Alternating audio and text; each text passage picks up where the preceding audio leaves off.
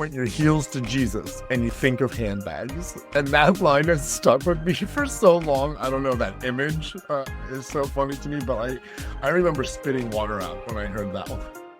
Welcome to another episode of Out Loud and Laughing. Get ready. I'm Bryan. And Jon, two gay cousins having big talks and even bigger laughs. Join us. Let's see what they're up to. It's Out Loud and Laughing. Hello, everybody. Welcome back to another episode of Out Loud and Laughing. Out Loud and Laughing. You should be laughing out loud. I'm Jon. I'm Bryan, and we are excited to be here today. Today's a good one. Oh, honey, what's this? What are you doing? What's that? I don't know. That's a very great one. That was my Karen Walker impression. Oh my goodness, that is so fun. Today we're gonna deep dive into all things Will and Grace because it is what Jon and I were able to watch as children to let us see ourselves, which was actually at the time was like our only outlet, right? It was like the first outwardly, explicitly gay sitcom that didn't have like a gay second storyline or under storyline, sub storyline. It was like out there and gay and gay and gay. Yes. And I loved it. I loved all of it. I think anywhere from Jack and being his queen self, Will being professional and like a little more like type A. You got to see like all parts of our personalities today within all four characters. You know, I feel like they were extreme for their individuality, but when you pull apart parts of them, it was like, cool. I had the best of Jack and the best of Will and, you know, even a little bit of Karen. And I think that's why we loved it so much because we got to just relate to it.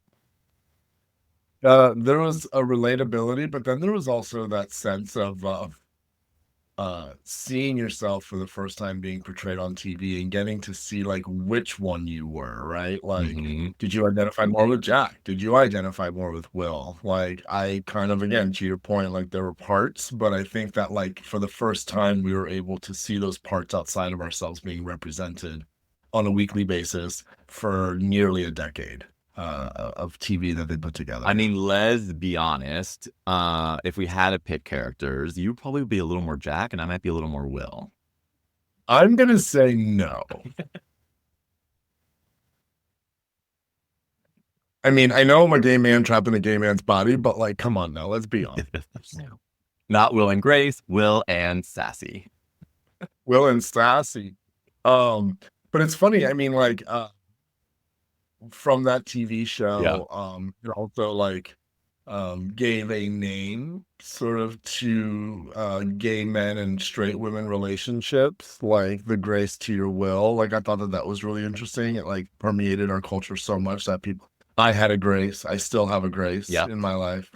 I had a few Graces, but that show, and it was hysterical to boot on top of it. Like, talking about laughing out loud, that show had me dying. Like, the things that they said, the way that they said it. One of the lines that stands out to me, this is not even one that I have in front of me. I did take notes for this episode. Yeah. But one of the ones that I didn't write down is Karen Walker talking about her conjugal visits with Stan. And anybody who didn't watch the show, like Stan was the character that you never saw. He was kind of like the Wilson from Home Improvement, or like, you know, some of these other shows where like there's a character that you just never meet. And it's true. And apparently through their descriptions of him, he's like this like 300+ pound man, and he's supposed to be really fat. And so people are like thinking like, how do you have sex with this man? And she literally says the line, and I know this verbatim, again, no notes in front of me, Bryan. Well, you're a fan. You lay on your back. You point your hair, I can't even say it right, it's so funny. You lay on your back, you point your heels to Jesus, and you think of handbags. And that line has stuck with me for so long. I don't know, that image is so funny to me, but I remember spitting water out when I heard that one. I mean, she had so many good catchphrases. I mean, obviously, she was the one that was definitely in this day and age, like an alcoholic, right? Yeah. And she probably should have quit. And that would have been a really interesting episode to see her do. But obviously, that was part of her character.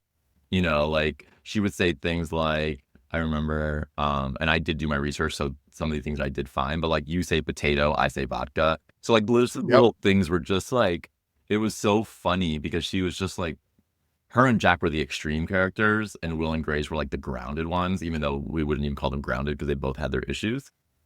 But I wonder, like, it was our first big gay show that we had on like prime time. But I wonder what it did for us. And this is not so positive, but what it did for us from like a dating standpoint and stuff. Because you always realize that Karen and Grace were the ones that had the committed relationships. And Will and Jack never could get that. They always tried dating, they always failed. And it was interesting how they funny show, loved it, but how some of these I don't know at the time, like I'm trying to get the word of like how we were perceived. They kind of did double down on some of those things instead of kind of combat them a little bit and show us in a different light. And so that was always interesting too. Now that I look back on the show, like they were never like committed, responsible, or anything.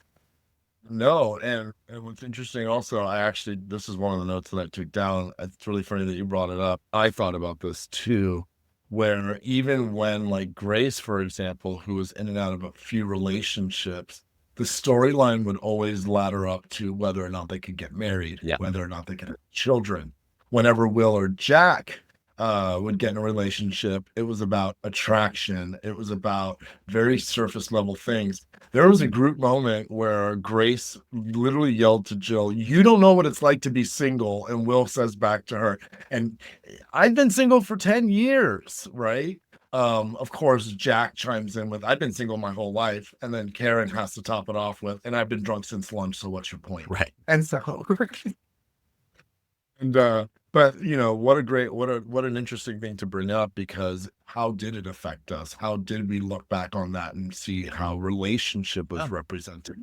And it's no reason why the narrative of gay men being so promiscuous is stays sort of prevalent in our culture, because that is how we're represented. Um and it's sort of unfair, but I guess it might be the truth yeah. to some degree, because when you don't give people a lane to live in, then they're gonna sort of like do all sorts of things. It's sort of why we have laws in our for morality in our communities. But unlike Karen, I can no longer relate with her drinking ways. Well, right. On the positive side though, like it gave me confidence to leave Florida. It gave you the confidence to move as well because like we always wanted to be like a Will. We wanted to like live in a big city and like have a job and like do that. I also think it helped us embrace having a female roommate, like Bestie. We both have a couple of those.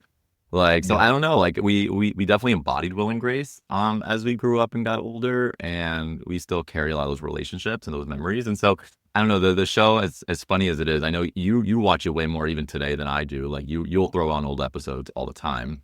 Whenever I watch it, I stop and I have to watch because you can stop at any point on that show and laugh, you know? You can pick it up or stop at any point in that show.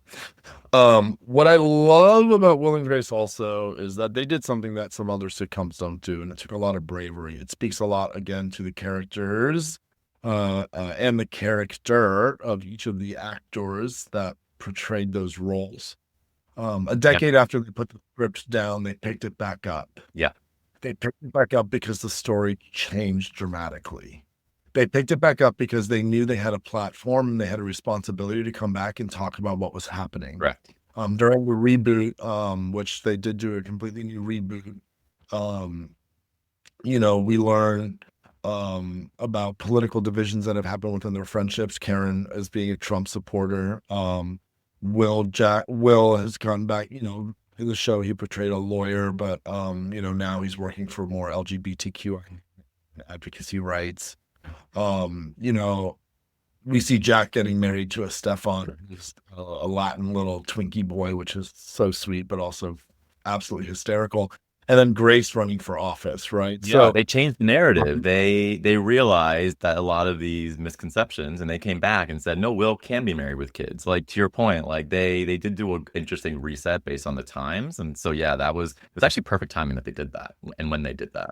Well, it proved that they can still be relevant in this post-marriage equality world, and that the characters are evolved just enough, and still are staying true to their roots. Mm-hmm. You know, it really gave the original fans like a sense of not only nostalgia, but it brought us forward. Yes. And when we watch these reboots and when we watch these narratives change and we see these characters evolve in real time, right? Like they even looked older and they picked up as if a time had passed and they told us what happened within that time. Um, it's a really good reminder of how we can still change and show up um, and how important it is to keep the stories relevant. Yeah. Yeah.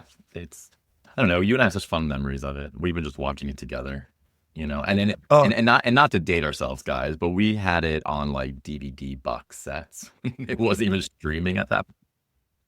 I don't know why I didn't grab them before this episode. I still have them and I know exactly where they are in a box. And I think I might just forever keep them, even though they're streaming. Even though there's no way to play them because you don't have a DVD player anymore.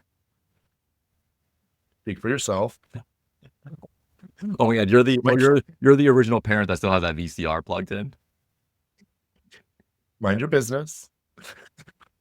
Before we run, because I do have to run, Brian, I've got some balls to kick today. Oh yeah. But we didn't talk about one of the most dearest characters, and I feel like we would be doing a disservice to ourselves.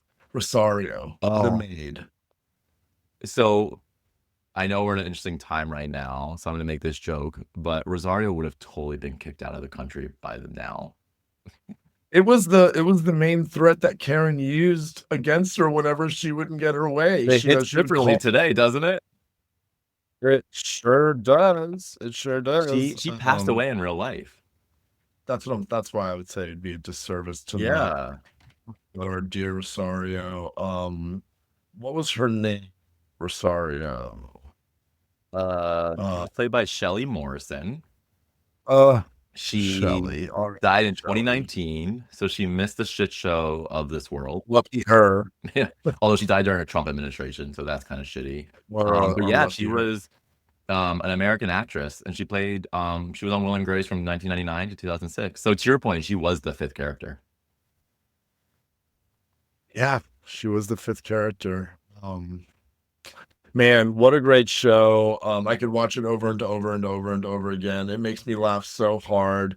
If you have never seen it, I definitely recommend getting around to it. It's of the likes of Friends. It's got a cult following.